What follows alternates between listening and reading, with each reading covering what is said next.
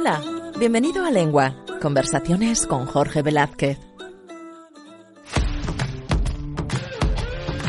Estás a punto de conocer una historia súper interesante.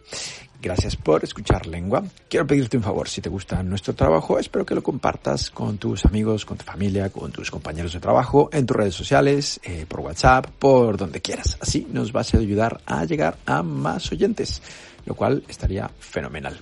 Y si quieres ir más allá y nos quieres ayudar un poquito más, te invito a que nos apoyes en Patreon, patreon.com. Buscas nuestro podcast, Lengua, Conversaciones con Jorge Velázquez, y te puedes convertir en un mecenas. ¿Qué significa eso?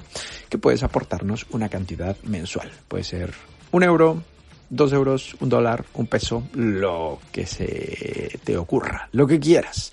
Y así te convertirás en uno de nuestros mecenas. Y nosotros en agradecimiento te enviaremos nuestra camiseta, la camiseta oficial de Lengua con nuestro logotipo hasta tu casa. Ahora sí, vamos con el episodio del día de hoy.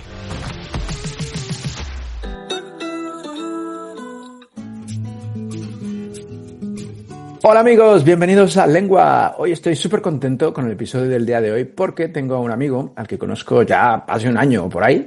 Lo conocí en la Escuela Oficial de Idiomas, hemos hecho buenas migas, me cae muy bien, además es un artista, un súper artista, porque he estado ahí trasteando en la web, en internet, que todo lo sabe, y ha hecho muchas cosas súper interesantes.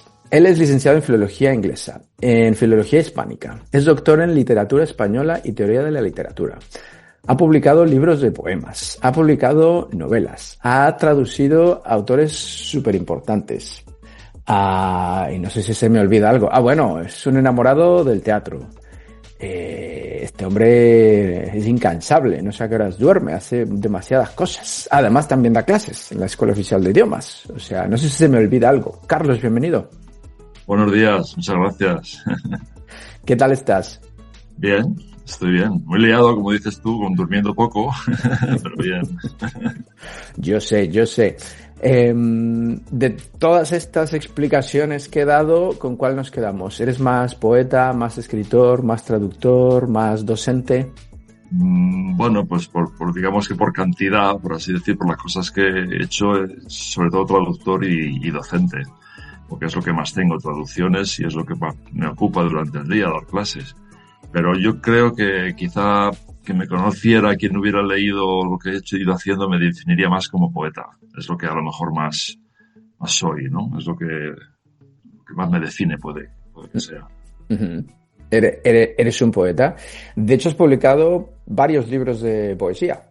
Pues sí, he publicado 3. O sea, yo publico poco, digamos. Y luego lo que decías de novela, esa novela que salió en una colección de narrativa es realmente un diario, ¿sabes? No es... Uh-huh.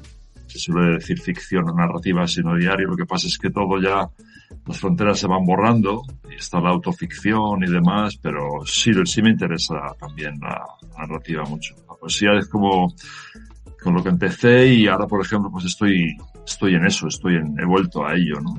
No sé si es por la edad o por qué, pero los 3 libros se han salido con mucho tiempo de distancia entre uno y otro, pero yo creo que es lo que más me define. Ahora, esto de publicar poco es por elección propia. Bueno, muchas veces es muy difícil, porque ten en cuenta que lo que yo hago tiene muy poca, no sé cómo decirte, es muy poco comercial, por supuesto, pero también es como muy íntimo, muy abstracto, y ese tipo de, no solamente en poesía, ese tipo de creación, pues cuenta con poco público, como es normal, y sacarlo adelante pues cuesta mucho. Hay una implicación casi personal de los editores con los que trabajo, que es porque me conocen, porque creen un poco en el proyecto, ¿no? No es algo que sea fácil publicar. Entonces, me gustaría, como va pasando el tiempo, pues tienes muchos manuscritos en los cajones, ¿no? Y sale lo que puede salir. Y por algún motivo lo que más sale, fíjate, es la poesía, no salen otras cosas. Pero realmente yo creo que publicar poco puede venir bien. Porque no se puede ser genial una vez al año, como muchos creadores. Hombre, y no es que sea genial lo que haya publicado yo, sino que me refiero que el tiempo viene bien porque filtra y sedimenta bastante todo, ¿no? Me imagino que entonces abres algún cajón, encuentras poemas de hace años y dices, Esto, cuando escribí estaba medio borracho, medio dormido. Sí, efectivamente. O no, o dices, pues esto tiene validez y lo defiendes en tu propia jerarquía, ¿no? De lo que haces, pues hay cosas que efectivamente por eso viene bien el tiempo, porque digamos que lo superficial, lo que no te parece que no vale, pues se desprende y queda lo que es como una especie de obra de alfarería. Vas dándole vueltas al torno y a la materia, ¿no? Y le vas dando forma y mucho se pierde, pero otra cosa sigue y es como también una especie de, ¿cómo te diría? Yo que no creo demasiado en mí, o no soy demasiado, no es que no tenga confianza, sino que me cuesta proponerme y proponer lo que hago, pues lo que se va quedando es porque te convence, ¿no? Y hay que defenderlo, ¿no? Hombre, claro. ¿Tú compartes tu poesía? Quiero decir, ¿se la enseñas a las personas y pides opiniones y demás? ¿O es algo muy personal? No, ten en cuenta que cuando quieres publicar es porque tienes esa voluntad pública. Entonces sí, de editores, amigos, ¿no? Y lo que me suelen decir, pues lo tengo muy en cuenta. Y hay veces que puedes incluso llegar a cambiar algún sentido o algún poema, o incluso podría llegarse, no te voy a decir tirar un libro entero a la basura, pero sí que a veces si la persona también imagino cuando la persona te dice algo que tú sospechas.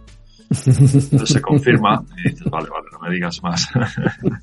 Sabía que esto sí, sabía que esto no. Luego también te sorprende a veces. Una de las cosas que no solamente en poesía, a mí en la vida lo que más me sorprende, muchas veces aprendes sobre ti por lo que te dice la gente. No, es que eres muy tal. Y dices, pues es verdad, yo no lo había pensado, ¿no? Entonces eso, de repente, ese enunciado, sujeto verbo predicado sobre ti, es que eres muy miedoso. Y yo, anda, pues es verdad.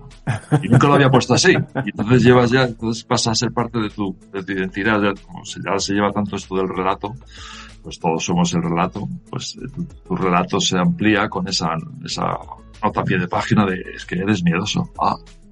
Pues mira, no me había dado cuenta, pero entonces te nutre. Pero es verdad. Eso es interesante, o sea que también la poesía y escribir es una forma de autodescubrirte, ¿no? Sí, y muchas veces, por eso posiblemente lo que es la poesía más minoritaria tenga poca salida, porque ese descubrirse no puede ser siempre, como te diría, que el otro se identifique con ello, es algo muy tuyo, ¿no? Entonces la poesía a mí, que más se vende o que más se lee, puede ser aquella más fácil, en el buen sentido de la palabra, más directa. Coges poetas, por ejemplo, yo que sé, pues un Neruda, un poeta tan grande como Neruda, pues es más fácil llegar a él, pues los 20 poemas de amor que por los libros de la residencia en la tierra, ¿no? Entonces,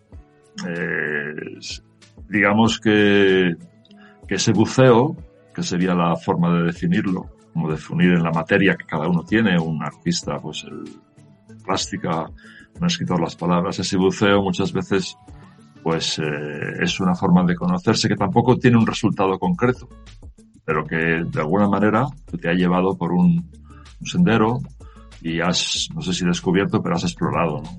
Quizá lo más importante en la creación, y sobre todo en la creación verbal, es la pregunta más que la respuesta. Ser capaz de formularte una serie de preguntas a que tengas respuestas, yo creo que es una luz muy potente dentro de esta vida en sombra en la que estamos inmersos, por mucha luz que nos parece que haya, ¿no?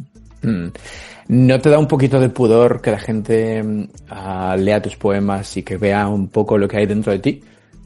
Pues fíjate que cuando empecé a publicar pensaba que me iba a ganar muchos amigos, pero había gente que salía corriendo. ¿Por qué? Porque es como muy... es la parte oscura de cada uno, no oscuro, sino la parte a lo mejor más desconocida, más difícil. Y el caso concreto mío y de otros poetas, que no me quiero comparar, pero si coges a un poeta como... No me quiero comparar, por favor, pero un poeta como Góngora, o un poeta como Lezama Lima, ¿no? El gran escritor cubano. Para ellos, y yo creo que un poco para mí y para otra gente, el lenguaje funciona como celosía y el lenguaje oculta. Entonces, cuando alguien lee lo que yo escribo, no es directo lo que puede entender que está pasando. Digamos que no llega a través del entendimiento lógico, y en algunos casos la literatura esconde al ser, ¿no? Lo que pasa es que ese tipo de ocultamiento muchas veces lo que hace es que desvela y revela a través de sobre todo de la escritura así como más surrealista. Tiene ese poder. Tiene el poder de, por un lado, cubre al ser, lo tapa en esa celosía del lenguaje, pero por otro, destapa una serie de cadenas internas que si las lees con otro chip, no buscando el entendimiento lógico, sino un poco como la música clásica o el jazz, y te dejas llevar por esa secuencia de las palabras, en este caso, de las imágenes, del ritmo, pues te lleva a un sitio que a lo mejor no puedes acabar con un resultado que es por eso por lo que muchas veces en la comercialización del arte el problema que tiene es que le pone un precio al arte, le pone una identidad, le pone una etiqueta y le pone un precio. Estamos en el supermercado del arte, de la creación y de la vida. Tenemos un precio todos. Muchas veces, sobre todo, hablo de que no es mi caso, pero por ejemplo el caso de Góngora, un poeta que vivía en una época barroca en la que el ser estaba asediado por todo, por la institución, por la iglesia, por la sociedad, que era muy, quizá como esta nuestra, muy psicotizada. Muy posiblemente el lenguaje le sirviera para protegerse a la vez que estaba explorando, ¿no? Y estaba andando. Entonces yo creo que la gente que leyera algo mío, pues lo que más o menos se suele tener en cuenta que tampoco tenemos tantas lecturas ni tenemos tantas exégesis, pero la gente que lo lee sí que creo que se le queda con la emoción. Entonces ahí a lo mejor sí que es cierto que hay un poco de relativamente impúdico mostrar tanta emoción. Eso sí. Me encanta la palabra impúdico. ¿Qué está pasando si estoy revelando algo mío? Porque ten en cuenta que muchas veces incluso en poesía puedes elegir un personaje. Pues no es algo tan directo aunque hables sobre ti, ¿no? Pero sí es interesante todo eso porque no deja de ser una exposición, ¿no? Claro, pero tú no tienes problema en mostrarte, digamos. No, al contrario, aunque yo tampoco, hay momentos en los que sí, pero tampoco digamos que me pierdo la vida por publicar, pero sí me gusta publicar y sí me gusta transmitir y que la gente lo lea, ¿no? Porque es digamos lo que acaba del ciclo, ¿no? Inicialmente es pura expresión, pero cuando la gente lo lee, pues es el final del recorrido y está muy bien.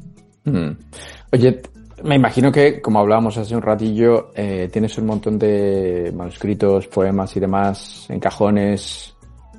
¿Eso alguna vez verá la luz? Pues no lo sé, me encantaría. Más que poemas, porque me cuenta que los editores de poesía pues pierden dinero. Casi todos pierden dinero los editores, a no se queden con eso que todos buscan, un bombazo, ¿no? Como editores de cine que pueden permitirse, imagínate, un editor de poesía consigue, sobre todo a través de las traducciones muchas veces, consigue sacar 3 o 4 ediciones y entonces pues a lo mejor puede sacar a 2 o 3 autores desconocidos o conocidos, poco conocidos, ¿no? Entonces esos manuscritos pues yo me gustaría que salieran, sobre todo alguno que no sea solamente de poesía o alguno de poesía más narrativa, pero sí, sí porque, ¿cómo te diría? La poesía puede ser muy onanista, muy ensimismada, y algunas de esas cosas de las que yo hablo son como un intento de apertura al mundo, y eso me gustaría, porque, bueno, pues estamos aquí un poco para estar con la gente. Yo te lo he dicho antes, yo creo que solo la gente salvará a la gente, lo que pasa es que no toda la gente, quizá. Solo los elegidos.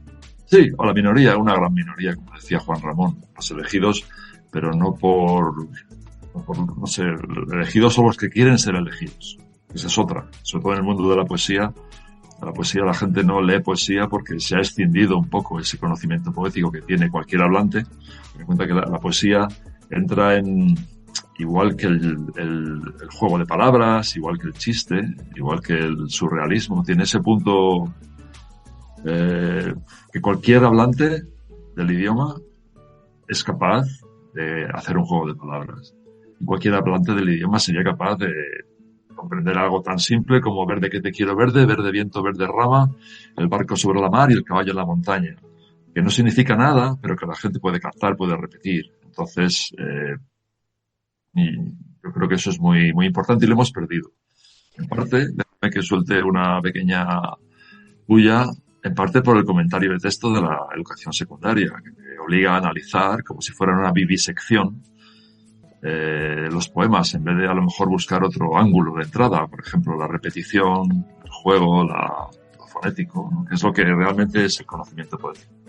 Entonces ahí, pues, escribir poesía, publicar poesía va a contracorriente porque hemos perdido eso, como otras cosas, como la filosofía, por ejemplo. O sea, vamos perdiendo muchas de las formas de conocimiento que son nuestras como especie, como ser humano, ¿no? El ser humano es evidentemente metafórico, su capacidad de conocimiento es la metáfora, ¿no? Es el traslado de realidades para comprender y para conocer, y eso pues está muy afectado por este mundo tan, insisto, psicotizado, yo lo veo, ¿no?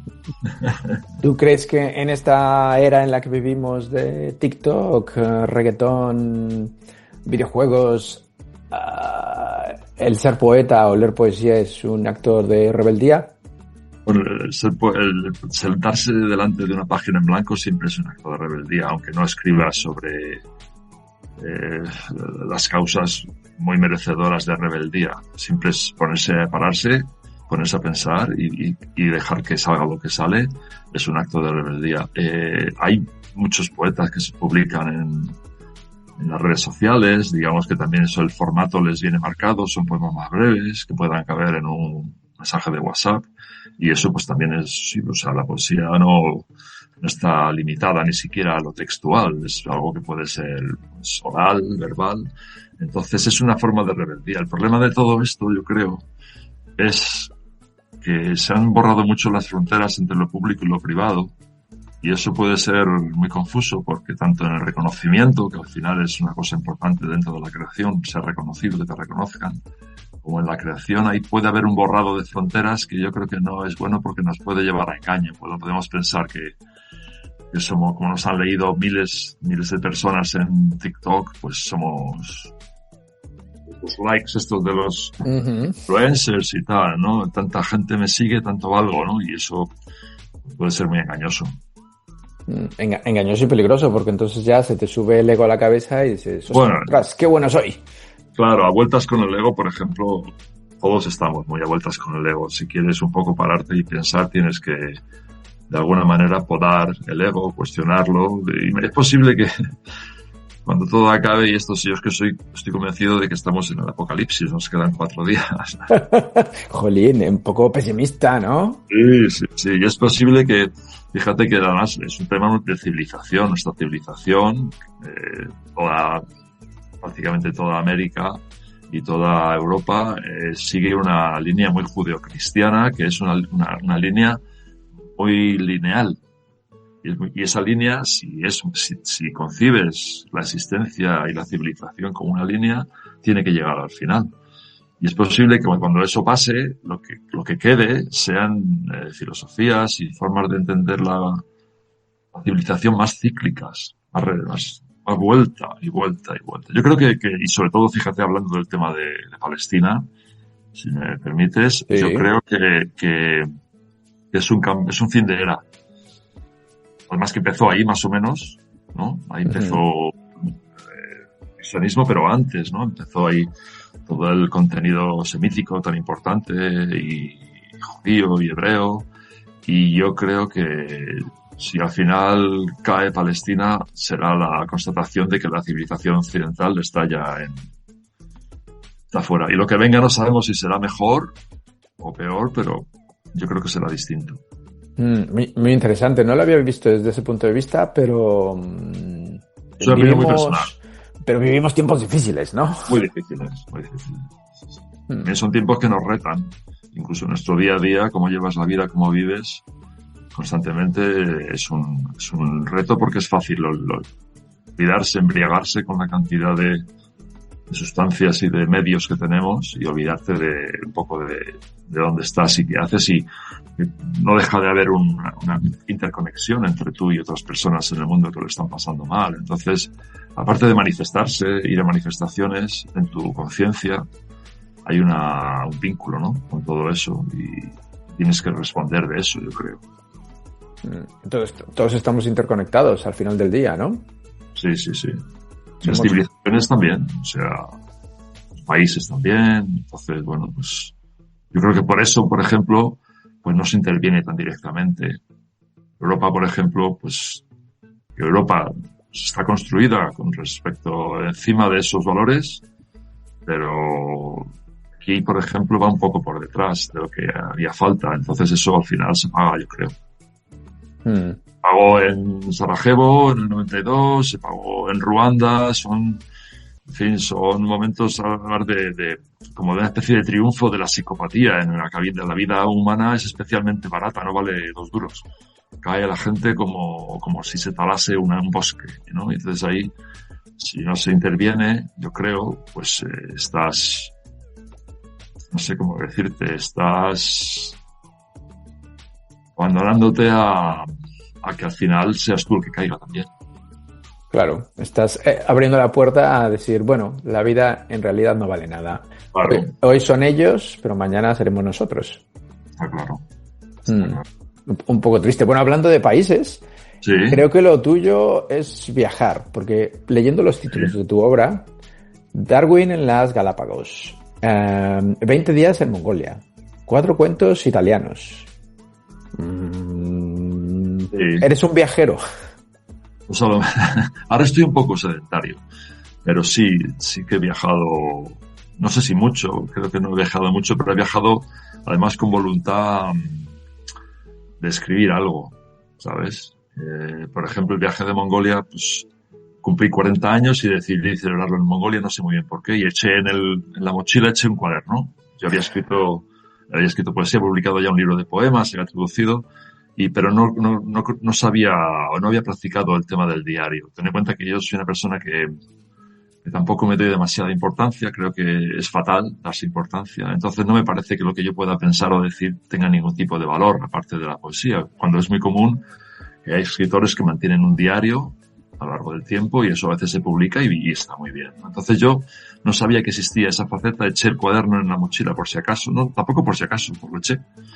Y de repente el enfrentamiento, que para mí Mongolia fue la naturaleza en estado no puro, porque esto no existe, pero en el grado 0, tomando un concepto de la semiótica, el grado 0 de la naturaleza para mí fue Mongolia, porque es un sitio en el que no hay árboles apenas, donde yo estuve. En la parte del norte sí, en la tundra sí hay abetos, y la parte del sur es el Gobi, es la parte de lo que llaman la Mongolia interior, que pertenece ya a China, pero que culturalmente es Mongolia. Pero tú imagínate una gran estepa cubierta de verde, un desierto de hierba. Entonces eso me llamaba mucho la atención. Entonces eso es como yo lo definí como el grado 0 de la naturaleza. Y es llegar ahí y enfrentarme a paisaje, que siendo un poco poético siempre huye, es decir, el paisaje nunca es aprehensible, siempre huye. Y es un constructo muy cultural de los últimos años. El paisaje no es algo que haya existido siempre y ni existe. Un agricultor no habla en términos de paisaje, habla en términos de cuánto produce esta tierra, cuánto puedo sacar de aquí, cuántas vacas puedo echar aquí en este pasto y demás. Entonces, esa interpelación con el otro, en este caso el otro de la naturaleza, pues sí que produjo un caudal de escritura que yo estaba sorprendido, ¿no? Y además ten en cuenta que allí estaba en una reserva de caballos salvajes y porque era un proyecto de voluntariado.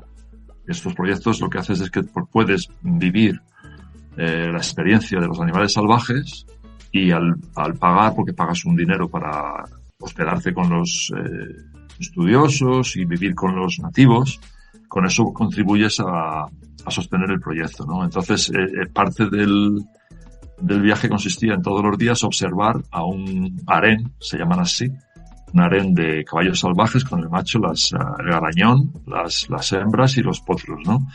Y tenías que seguirlos pues prácticamente a distancia. Luego hay animales y animales, porque por ejemplo los lobos en Polonia, los osos en Rusia, las ballenas beluga en el Báltico, hubo un proyecto de cetáceos en Tenerife. digamos que el contacto directo es difícil porque los animales tienen un transmisor y tú lo sigues, pero en el caso de los caballos estás a unos metros de ellos. Son salvajes, no puedes interactuar, ellos te ven, pero a veces incluso los hueles.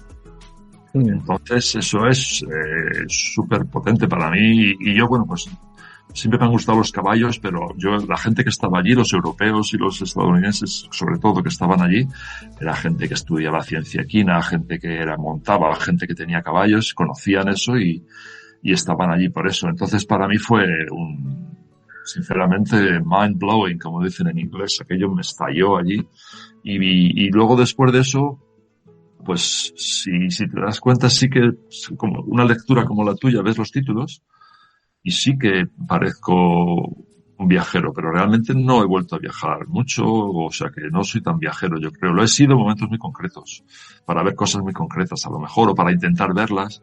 Y luego después de eso, como Mongolia me salió bien, porque salió el libro y se publicó prácticamente al año, pues seguí en esa línea, pero luego ya pues he tenido menos fortuna con las cosas de viajes que he escrito, pero sí, se puede decir que viajar, el paisaje, el amor son, digamos, la concentración del otro, que es al que siempre te diriges, al que realmente te estás dirigiendo a ti. Pero ese otro tiene muchas formas y el viaje es una de ellas, porque el viaje es y yo además lo paso muy mal. Yo no sé a ti, pero... ¿Cómo que lo pasas muy mal? Sí, yo cuando voy a viajar, la noche de antes estoy nervioso por temas de intendencia que no se me da muy bien, como tener el billete, tener el pasaporte, tener todo eso listo, y luego llegar allí. Yo no sé si a lo mejor soy yo, porque también cuando viajas solo, ¿no? Cuando viajas solo, hay gente muy valiente, yo ya sabes que soy miedoso. ya nos lo descubrieron hace años, ¿no? Entonces, llegas, por ejemplo, a un sitio como Mongolia, tú solo allí, y a mí eso me da muchísimo. Otros sitios en los que he estado, tipo Irán, tipo Uzbekistán, llegas allí y realmente nadie habla ya inglés. Dicen que el inglés abre puertas, depende. Sitios en los que preguntas será en inglés y te miran muy raro, ¿sabes? Y entonces, luego pasa, porque en ese diario de Mongolia hay un día en el que no hay nada apuntado, ¿no? Hay un salto ahí. Y ese día es un día de yo me quise volver. Y hay un punto, al menos me pasa a mí, yo creo que si viajas solo, no sé, los grandes escritores de viajes imagino que no, porque también ya eso se profesionaliza y es distinto, ¿no? Pero hay un momento en el que quieres salir corriendo, volverte a casa, meterte debajo de la cama. Claro, a esa seguridad, ¿no? Entonces eso luego ya lo superas y es cuando es como si se abre la experiencia del paisaje y del otro, de la gente, porque no siempre, pero a veces conoces gente y la gente que conoces viajando, tú lo sabes seguro, compartes con ellos cosas que no compartirías a lo mejor con gente más próxima. Exacto. Como que sea, porque es un momento concreto que se va a bajar, ¿no? Entonces luego llega la experiencia del viaje, pero inicialmente yo lo paso mal. Pero entonces también podemos decir que fue una manera de crecer, ¿no? De conocerte a ti mismo y de descubrir cosas que a lo mejor no tenías ni idea.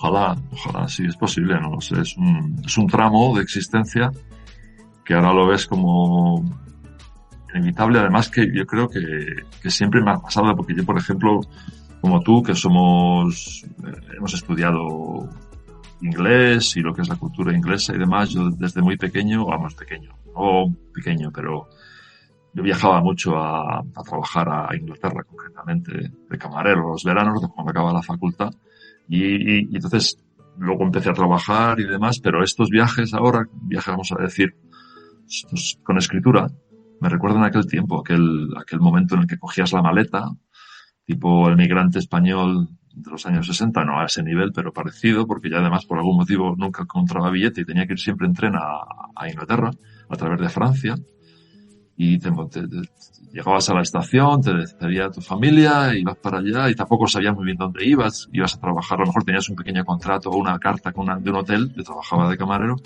pero tampoco sabías dónde ibas, entonces y lo pasabas mal. Yo imagino, y por eso me solidarizo mucho con la gente que cruza el estrecho, el Atlántico, La gente que cruza Imagínate. fronteras, sí, fácil no es. La gente que está en Hispanoamérica, que cruza el continente entero para llegar a Estados Unidos, a lo que no es una tierra prometida, pero es un sitio en el que vas a vivir mejor. Porque yo creo que eso en España se ha vivido, además, ha habido microcruces de estrechos. Toda esta gente que salía de los pueblos en los años 60 y que prácticamente tenían un tipo de cultura y cruzaban Europa para ir a trabajar a un país en el que sí les ofrecían mano de obra, o sea, les ofrecían trabajo, tipo Alemania, tipo Francia, pero no sabían nada del idioma. Entonces... Desafortunadamente, creo que a las nuevas generaciones estas cosas se les olvidan, o como no las han vivido, depende con quién hables, es como, bueno, no sé. El tema de inmigración es polémico, ¿sabes? Hay gente que lo entiende perfectamente y hay gente que no lo entiende. Pero fíjate que el ser humano, su definición es el ser nómada, por excelencia. O sea, parte de todo, la mano prensil, el pensamiento, y de hecho, eso es parte de su éxito, por así decir. Ahora nos estamos cargando el planeta. No sabemos qué va a pasar con todo lo que... Pero hasta ahora sí que es cierto que el éxito del ser humano ha sido su capacidad de adaptación. Y eso implica también moverse cuando las cosas están mal, ¿no? ¿Tú te ves viviendo en otro país? Sí, ahora quizá ya no, pero sí me veo. Yo soy muy poco nacionalista. España es un país maravilloso, pero es un país que está muy dividido, es un país con muchos problemas. Si escarbas un poco y vas más allá de lo que es la vida cómoda que tenemos, es un país muy desquiciado. Entonces, luego también, vivir en un país que no es el que te has criado, pues te da lo que es para un escritor yo no lo buscaría, pero para un escritor te da el exilio y te da la nostalgia y la memoria y todo eso es muy, muy fértil, ¿no? Yo no me iría a ningún sitio para provocar la escritura, pero sí que podría vivir en otras partes, yo creo, ¿sabes? Y ya que lo mencionaste, quería preguntarte, ¿nunca te ha dado por escribir en inglés? Pues fíjate que yo empecé escribiendo en inglés, porque, no sé tu programa, pero el programa antiguo de filologías modernas en España estaba un poco copado por las filologías reinantes que eran la clásica y la filología hispánica. Cuando se desgajó el árbol de filosofía y letras, que es lo que estudiaba todo el mundo, que estaba todo ahí metido, y se crearon las llamadas filologías modernas, los departamentos de filología hispánica y clásicas coparon casi todas las asignaturas en los primeros años. Y tardabas un tiempo, eso cambió. Ya cuando yo acabé en el año 90, la filología hispánica la acabé en el 97, me parece, ya el programa había cambiado, pero yo tardé mucho tiempo en leer poesía en inglés. Se daba en quinto, porque se suponía que la poesía era el género más difícil lingüísticamente y se daba cuando más avanzado estaba la carrera del alumno, ¿no? Y entonces yo recuerdo quinto de carrera que ya tenía... Yo había viajado, había hecho un Interrail en las Islas Británicas ese verano y tuve una experiencia un poco, fui al Lake District, que es un sitio yo en aquella época no había leído a Wordsworth ni a Coleridge, pero fui al Lake District porque siempre me ha gustado el campo, no soy montañero, pero me ha gustado, y entonces subí a una de esas cimas que hay en el Lake District, que es un paisaje súper desolado con el lago abajo, y tuve una especie de, imagino que era también lo que era sabes que muchas veces la creación tiene que ver con el ritmo circadiano muchos poetas escribían al andar, y entonces subí arriba y como que tuve una especie de una epifanía, no sé cómo llamarlo. Tampoco quiero adornarme ni darle demasiada relevancia espiritual, pero eso como que me removió mucho por dentro. También fue un viaje en el que empecé con muchos temores y acabé conociendo gente maravillosa y volví como muy, muy enriquecido. Y justamente ese año empecé la asignatura de poesía inglesa y empecé por emulación a escribir en inglés. Entonces eran poemas, por supuesto, ningún tipo de validez literaria, pero sí que es cierto que eso fue lo primero que empecé a escribir por pura imitación de lo que estaba leyendo, ¿no? Entonces sí, pero después de eso no me ha dado por escribir en inglés. A lo mejor en un futuro puede. Normalmente lo que pasa es que yo creo que nosotros tenemos mucho respeto a hay una especie de, no sé, siempre, por ejemplo, se valora más al profesor nativo, cuando realmente el profesor del idioma del alumno ha pasado por una serie de experiencias que le puedan ayudar al alumno, ¿no?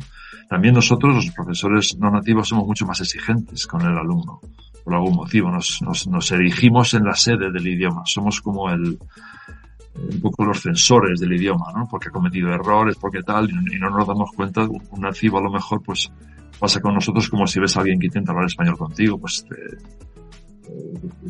deshaces un poco de elogio de esa persona, le ayudas y demás. Entonces es posible que a mí personalmente, que tampoco soy una persona, ya te digo, con grandísima confianza en mí mismo, que no es un problema, pero no me metería ahí porque me parece como que no es mi... Y fíjate que es una pena porque podríamos jugar. Simplemente escribir para jugar, para experimentar, entonces ahí no me ha dado y no creo que me dé, no sé. Ok.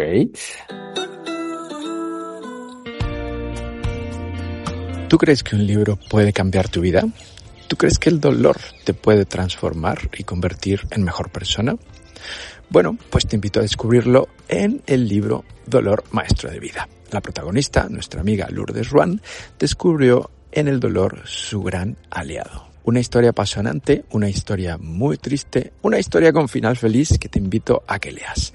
Dolor, Maestro de Vida lo tienes disponible en Amazon.com y te invito a que sigas a su protagonista, a la autora Lourdes Ruán, en todas sus redes sociales. Una gran recomendación de tu podcast, Lengua.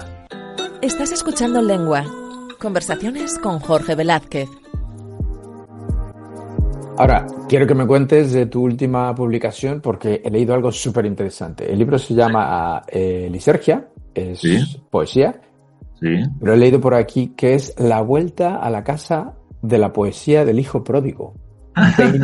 21 años después, Carlos Jiménez Arribas publica su segundo poemario en esta casa editorial. Ostras, este es un... Muy bonito también. Muy bonito, sí. Eres el hijo pródigo. Claro. Bueno, esa es una historia que nos podemos demorar un poquillo en ella, ¿no? En 2002, Bartleby Editores, que lo lleva como las editoriales pequeñas, la editorial es una persona. Uh-huh. Pues lo lleva Pepo Paz, que es amigo mío ya. Y entonces yo mando mi manuscrito, porque en aquella época no había no escribía tanta gente, no lo sé. El caso es que él me da cancha y me saca. Me publica sin que me conociera absolutamente nadie.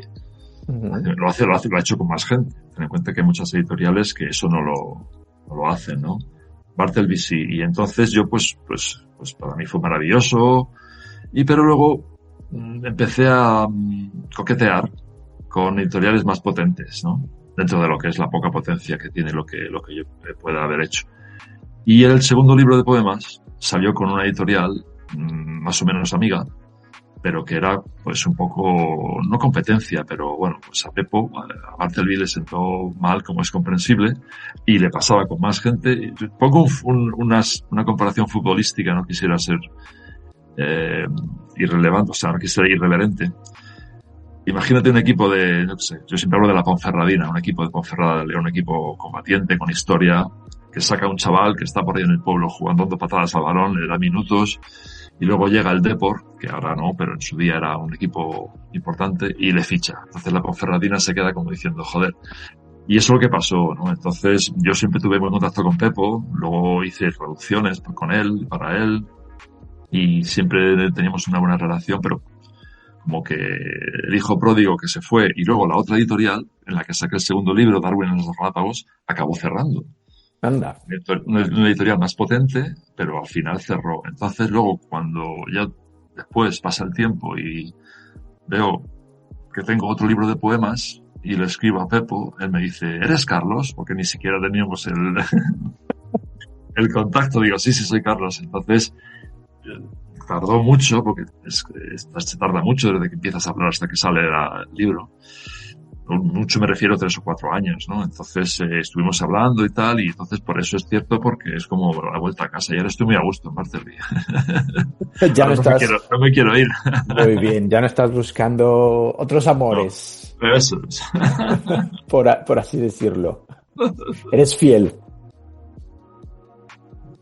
Muy bien. ¿Y proyectos futuros? ¿Tenemos algo en mente? ¿Otro poemario? Pues, ¿Relatos? Sí. ¿Qué hay en el futuro de...? Pues mira, ojalá pueda salir un libro de relatos que, por ejemplo, Pepo pues le ha gustado mucho. Lo que pasa es que Bartleby no es una editorial de narrativa. Lo ha intentado, pero es un poco cruel porque el público, no sé,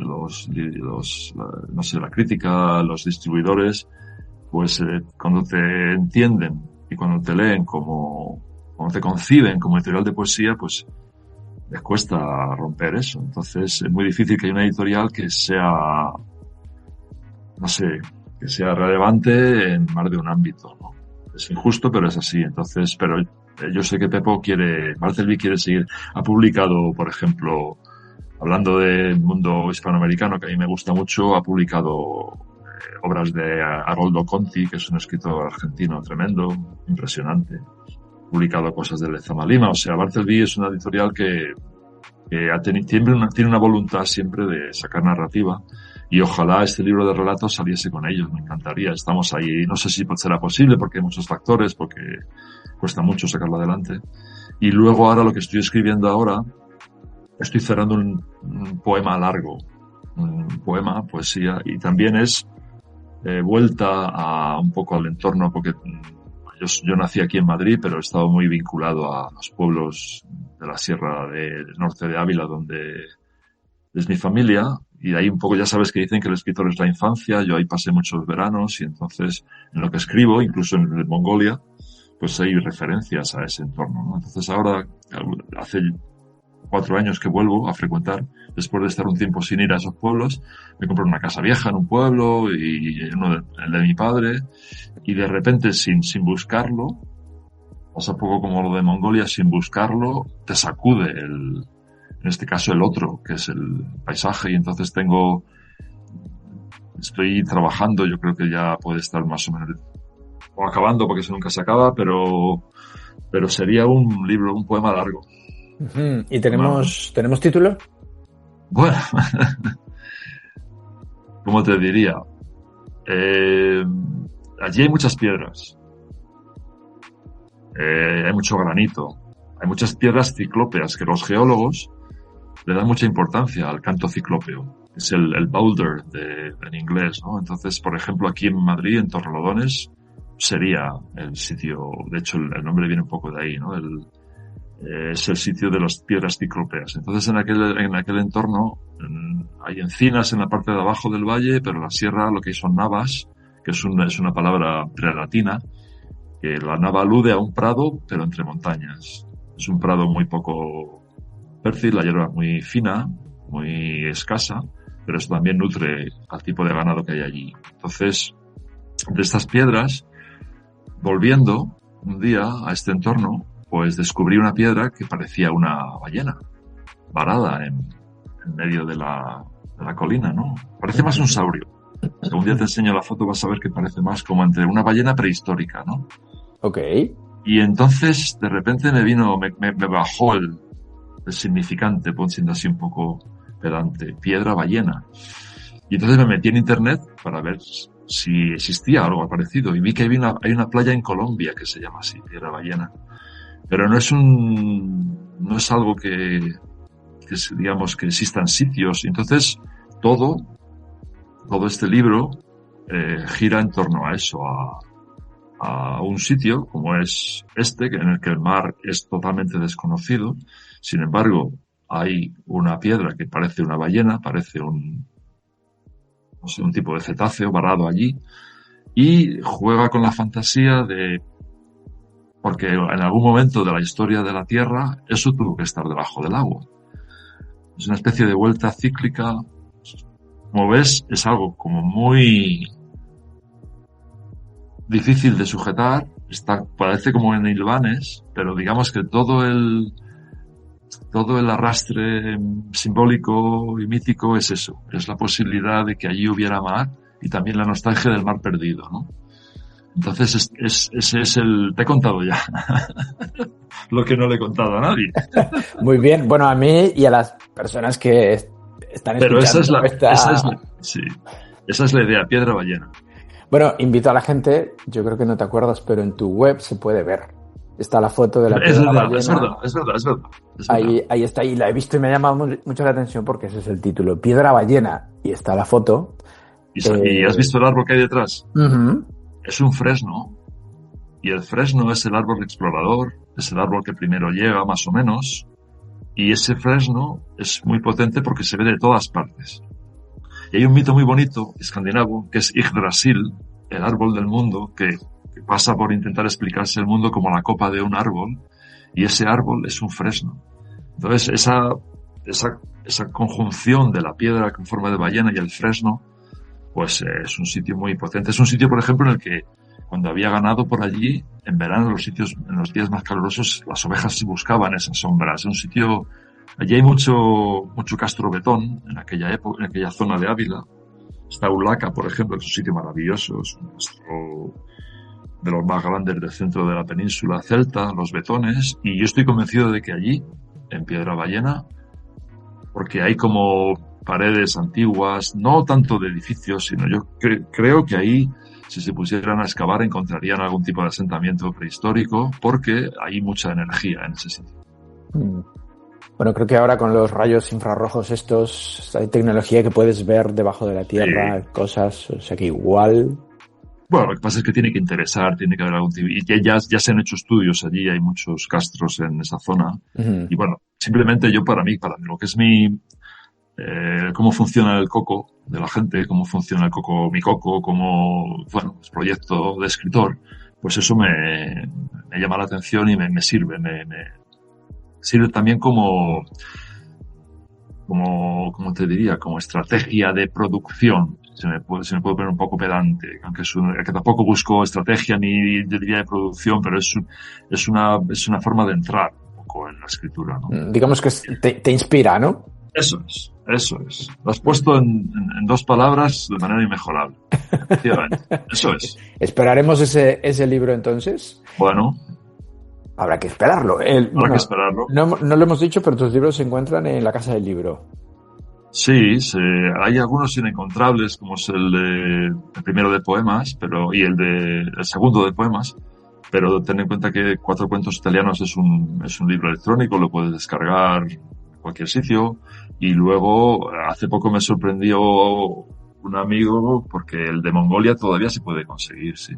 Y de Sergio también, entonces sí, se encuentran, están por ahí. Bueno, pero esos libros perdidos, como los llamas tú, tendré que hablar con tu editor y decir, oye, tu hijo pródigo, hay que republicar, volver a esta cosa. Claro, ya que eres el hijo pródigo. Bueno, tu web es muy sencilla porque es tu nombre completo, carlosjimenezarribas.com. Sí.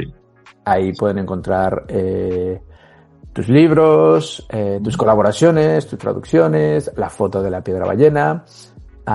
Esto de las colaboraciones es interesante porque yo sé que has hecho traducciones con otro chico que yo conozco que también es súper interesante. Sí, lo tienes que traer aquí a todos. Pues espérate a ver si Juan me responde los mensajes primero. Sí, ya hablaré con él. Tírale de las orejas y dile... Lo diré. Muy interesante. Juan Almagro, compañero de la Escuela de Idiomas, y los dos tradujimos a Sharon Oates, que es una de las grandes poetas estadounidenses. Eso fue, me imagino, muy especial, ¿no? Un trabajo muy potente, un trabajo por supuesto, salió beneficiada la traducción, porque digamos que uno le lima al otro, uno le motiva al otro, y en aquella época Juanjo vivía cerca del río, por la zona de la Florida, y me acuerdo que después de las sesiones, que eran largas y a la vez no tensas, pero había mucho debate, íbamos a Casamingo, nos comíamos un pollo con sidra allí y allí lo regábamos, por decir así, y sí, fue muy interesante. Posible que sea mi mejor traducción. Mira qué bien, entonces habrá que echarle un vistazo.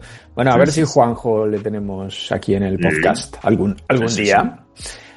Ahora, nos tienes que recomendar 4 cositas. Una película, un libro, una serie y un disco. Muy bien. Pues... Mira, por ejemplo, hablando de Mongolia, se me ocurre una película que se llama La vida de Tuya. Tuya como Tuya mía, pero es un nombre protagonista. Uh-huh. Es una historia de, bueno, 2010. Y es una historia de una mujer vive en la yurta, en Mongolia, pero es la Mongolia interior, que es étnicamente, lingüísticamente es Mongolia, pero pertenece a China. Y está muy cerca del desierto del Gobi. Y es una historia, estas historias potentes de mujeres. A veces hay muchas, ¿no? Pero es una historia muy potente. Y yo la recomiendo porque parte de que es esa parte de Mongolia, que es una parte que yo no conocí, pero que, bueno, sé, y es la cultura de ellos. Recomiendo esa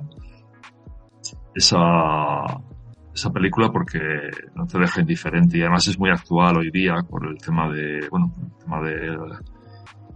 te diría? Las minorías, la posibilidad de que desaparezcan muchas culturas ancestrales que están muy localizadas también por cómo China, pues que es posible que sea el nuevo poder mundial, es posible que sea la época que venga, pues a veces pues tiene, por ejemplo, la Mongolia interior y en otros sitios como Tíbet, pues tiene comportamientos muy agresivos como cultura y como civilización, muy invasora. Un libro, no sé muy bien, no sé si seguir un criterio de actualidad, de los que estoy leyendo ahora o de los que haya leído hace poco, o irme a libros... no sabría muy bien. Fíjate, te voy a hacer la última traducción que he hecho este verano, que ha sido muy densa, muy larga, muy fuerte, es sobre Jung. Yo soy relativamente junguiano, me gusta mucho Jung, tanto como desde el punto de vista de la terapia, de la psicoanálisis, como literariamente. Y yo creo que debía de ser lectura obligada en la secundaria el volumen 9 de las completas, que es sobre los arquetipos. Ok. Es el segundo. ¿Música, me has dicho? Sí, un disco. Pues me voy a poner nostálgico, El patio de Triana.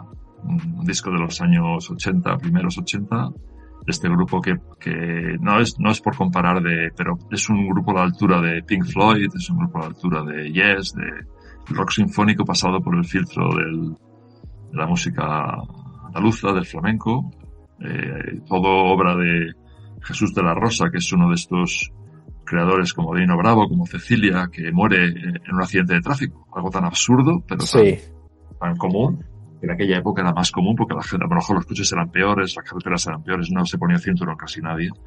Entonces, El patio de Triana, maravilloso, y me falta... Oye, fenomenal, qué buenas recomendaciones. Una serie. Ahí tenemos un problema, Jorge, porque yo no veo series, no tengo televisión y no soy hombre de series, entonces no sé. ¿Alguna antigua que recuerdes que digas, esta era...? Bueno, pues me voy a poner igual, súper nostálgico, me tienes que perdonar. A mí y a nuestra generación, a mí me voló la mente, utilizando un anglicismo, Curro Jiménez.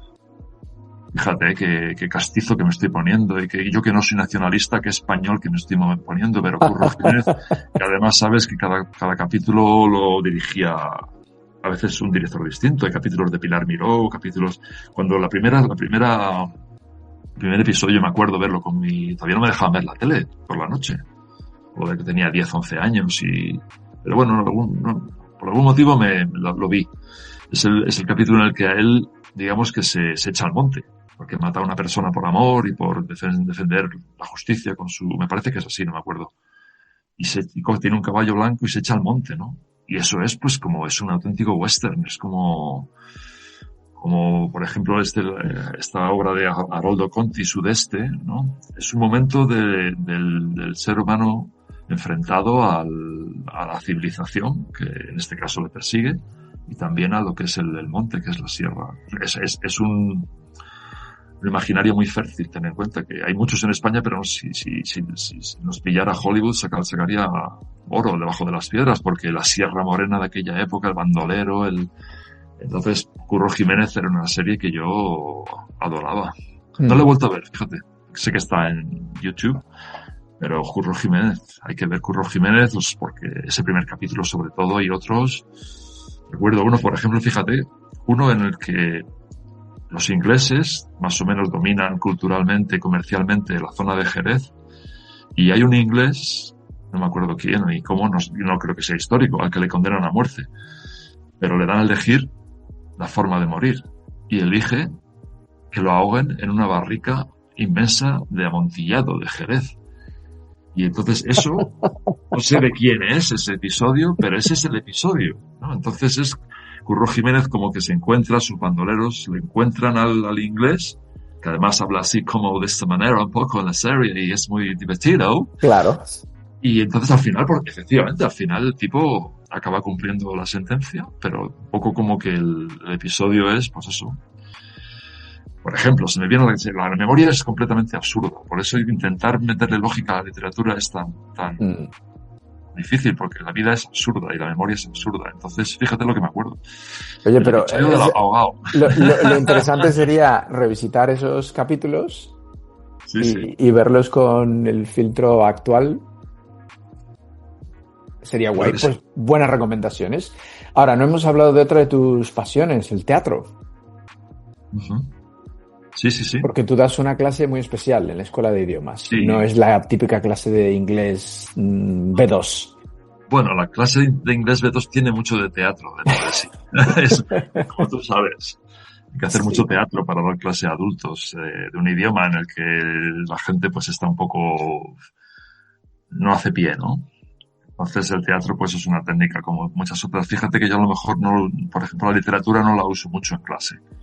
Como que son compartimentos distintos en mi cabeza. No te creas que yo hablo mucho de literatura, ni mis alumnos saben que yo pues tengo esta otra acción más que faceta, ¿no? Pero el teatro siempre lo he hecho de manera así como concreta, teatro, pero no con continuidad en diversas escuelas. Casi en todas las escuelas en las que he estado he hecho algo parecido, ¿no?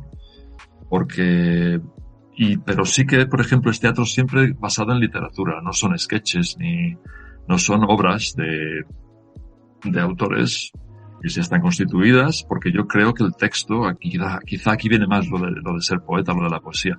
El texto escrito, literario, tiene un espíritu, lo del espíritu y la letra, y eso viene muy bien para soltarse en el idioma, para aprender el idioma, para enunciar, y luego también, yo no sé nada del mundo del teatro.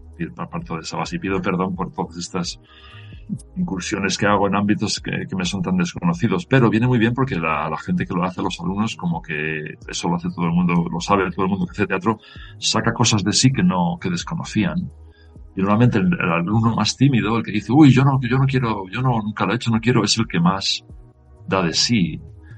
Me ha pasado siempre con gente que tú la ves en clase que parece más parada, parece más introvertida, y siempre son los que más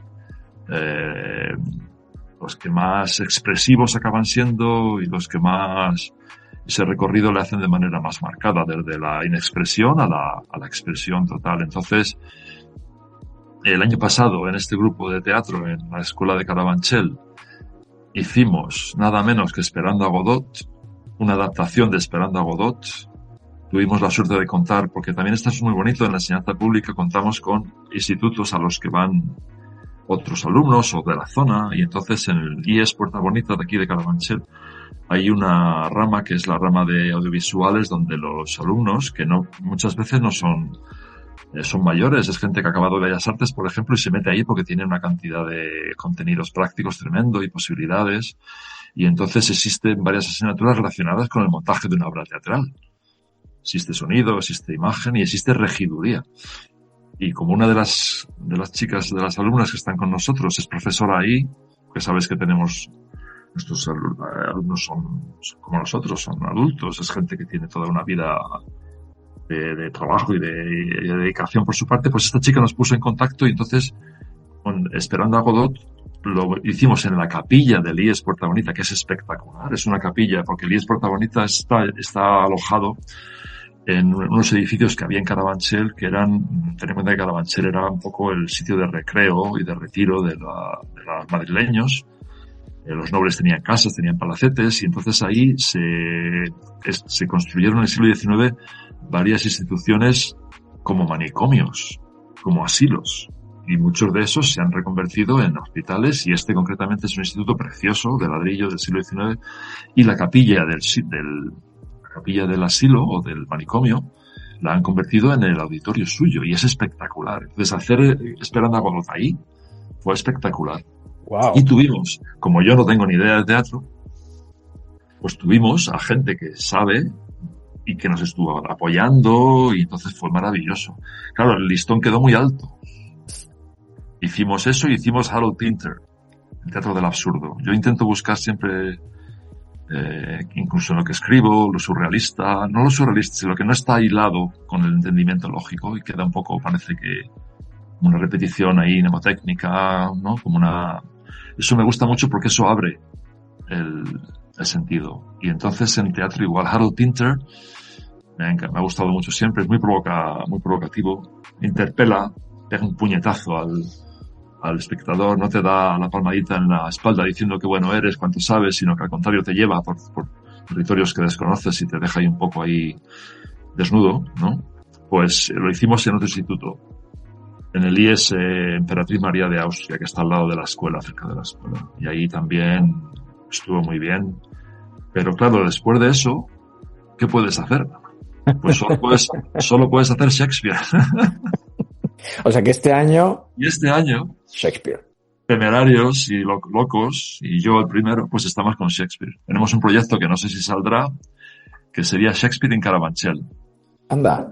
Que es localizar monólogos de Shakespeare en sitios de Carabanchel que puedan ser significativos. Todo empezó en Macbeth, cuando las brujas le dicen que tenga cuidado del bosque de Birnam. Cuando el bosque de Birnam eche a andar, será su fin. Y él dice, bueno, están las típicas profecías cuando no morirás nunca de hombre nacido de mujer. Porque el que le mata, me parece que es no me acuerdo cómo es muy bien Fíjate que no me acuerdo y no te crees que yo no soy un scholar en Shakespeare, ni muchísimo menos. Lo he leído, me encanta, pero está el poder de la palabra.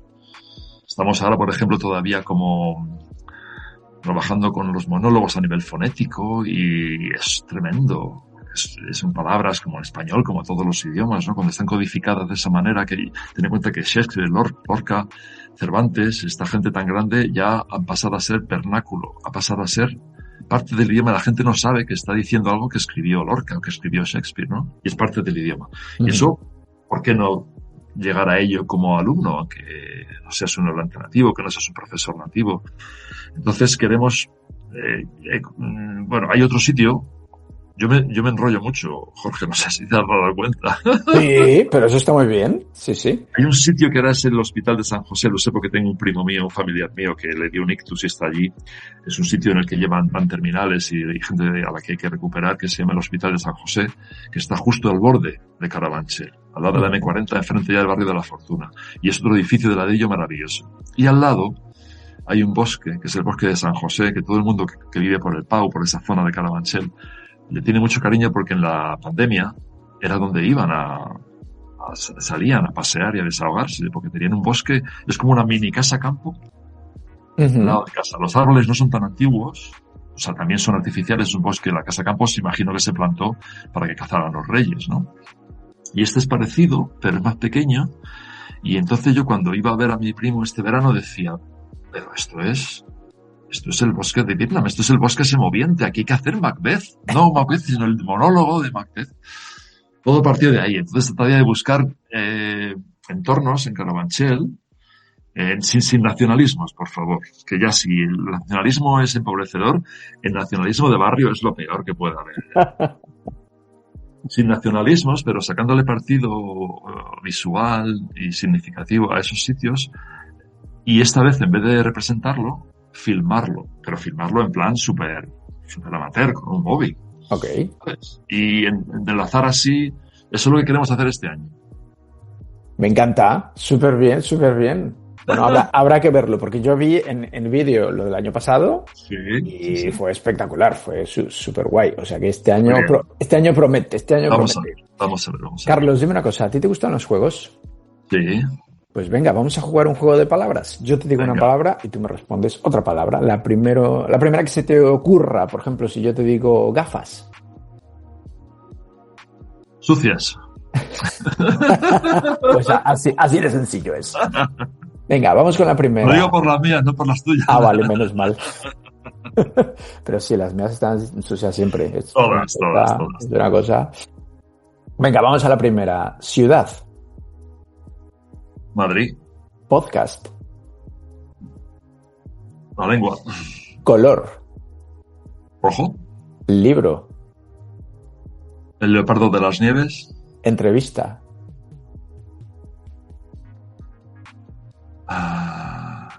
Juan Rulfo en la televisión española hace muchos, muchos, muchos años. Eso, entonces habrá que buscarlo. Siguiente palabra. Cuando dice, pero ¿puedo meter una cuña? Sí. No es porque me compare, ni mucho menos. Le pregunta, no me acuerdo cómo se llama él, Joaquín Soler Serrano, creo, algo así. Le pregunta, ¿por qué escribe tan poco? Y dice, oiga, es que yo trabajo. Cerramos el paréntesis. Me encanta. Siguiente. Lengua. Doble, Café. solo, Gato. belleza, Lugar.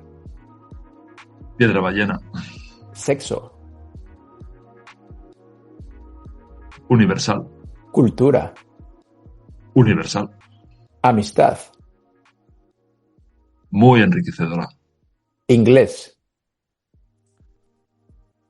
Shakespeare, Dinero.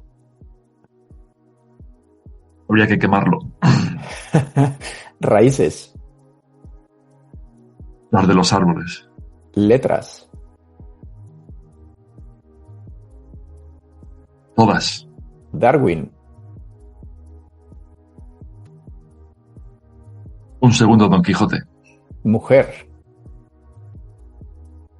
El mundo está amueblado por tus ojos. Eso es de Vicente Huidobro. Mira qué bonito. Música. Todas, todas. Siempre, siempre, todas. Música, siempre. Ok. Familia. Yo soy cáncer, soy muy familiar, pero revisable. Arte. Familia, revisable. Revisable. Familia, revisable. Menos mal lo dijiste intercambiable, porque entonces sí. Bueno, también, pero revisable, revisable. O concepto, revisable, muy revisable. Siguiente. Arte. Arte, José de Rivera. Conocimiento. Nunca basta. Madrid. Ciudad, Hombre.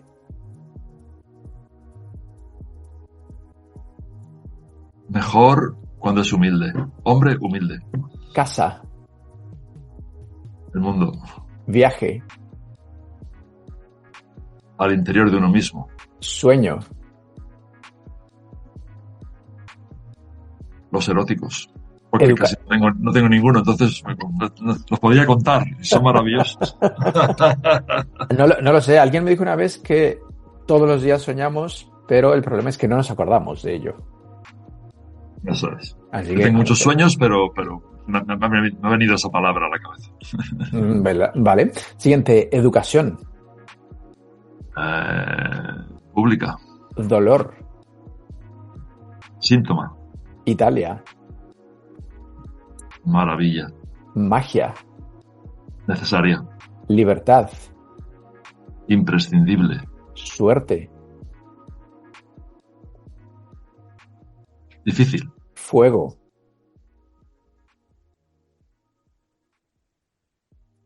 Vida.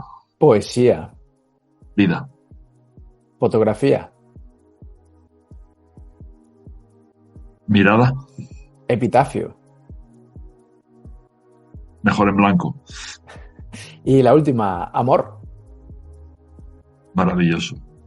Bien. Ha estado guay, ¿no? Sí, para mí sí, no sé, para mí sí. Oye, Un ejercicio muy, muy bonito. Habría que hacerlo todos los días un poco. Sí, mira, eso es una buena idea. Oye, ¿tú conoces a Emilio Lledó? Sí, grande. Grande. Bueno, pues el nombre del podcast, Lengua, lo generó un poco una frase que encontré por ahí cuando estaba buscando nombres. Sí. Y quiero saber tu opinión sobre la frase. Él dice que la verdadera riqueza de los seres humanos es el lenguaje. Claro. Ten en cuenta que conocemos por el lenguaje, como te decía antes, a través de la metáfora. Es un poco el repositorio, es un poco también el fondo de la psique. El lenguaje, además, deberíamos defenderlo y protegerlo porque es algo que heredamos y que transmitimos. Entonces, es nuestro. Y aquí entran muchas guerras lingüísticas muy interesadas y muy falaces, pero sobre todo es de toda la humanidad. Fíjate que si me dejas que te hable un poco, yo no he traducido, tampoco me definiría como traductor, pero traduzco y no controlo mucho de teoría de la traducción, pero me gusta mucho el artículo de Walter Benjamin. Me gusta mucho Walter Benjamin. Me parece que es un pensador, sabes que murió en Portbou, en los Pirineos, porque pensaba que estaba enfermo, pensaba que no iba a poder llegar a Lisboa huyendo de los nazis y porque pensaba que le iba a entregar la policía franquista y se suicidó. Y Walter Benjamin, que es un pensador para mí fundamental, tiene un artículo muy breve sobre la traducción en el que dice que cada nueva traducción de un original acerca del original un poco más a sí mismo, porque el original en sí tampoco nunca ha llegado a ser todo lo que quería ser.